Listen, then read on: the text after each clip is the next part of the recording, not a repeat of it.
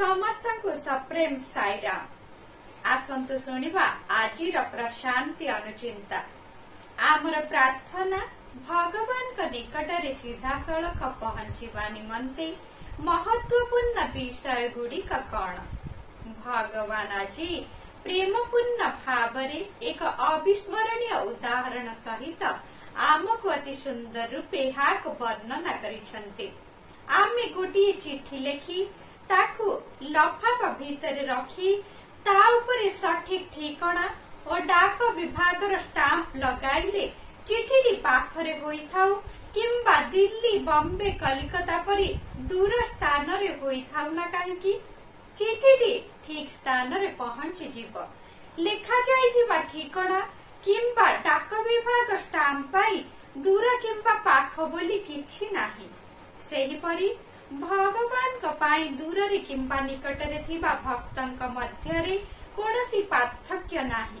केवल भगवान को चिठी उपरे आमको विश्वास रूपक ठिकाना और प्रेम रूपक स्टाम्प सठिक भावरे लगाइबा को ही पड़िबो। विश्वास निश्चित भावरे स्थिर संपूर्ण एवं समस्त प्रकार संदेहरु मुक्ति रहिबा आवश्यक। सेही परि प्रेम स्वार्थ रहित हेबा आवश्यक। स्वार्थपर प्रेम हेउछि मूल्यहीन।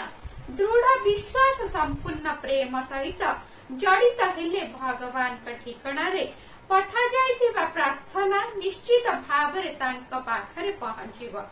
आजिकाली एही प्रकार विश्वास अति विरल। आत्मविश्वास संपूर्ण भावरे लोप पाई जाइछि। मात्र 3 दिन मध्य आत्मविश्वास रखि पारु नथुबा व्यक्ति भगवान को उपरे किपरि पूर्ण विश्वास रखि पारिबो। उक्त दिव्य संभाषणटी भगवान डिसेम्बर 25 तारीख 1997 मसीहारे सूचाई देइथिले।